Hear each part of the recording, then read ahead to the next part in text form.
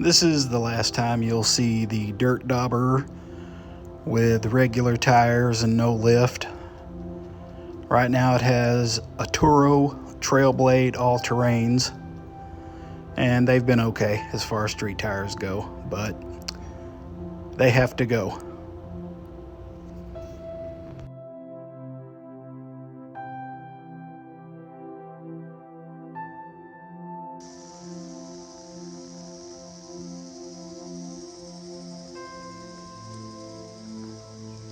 Well, I've got the new tires and the lift kit on the Dirt Dauber.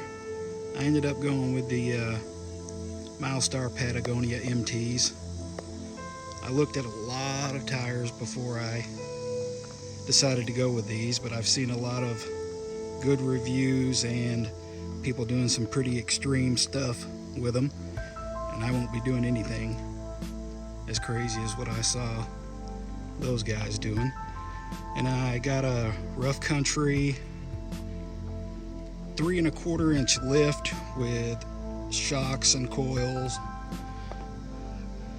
and it rides a million times better than it did.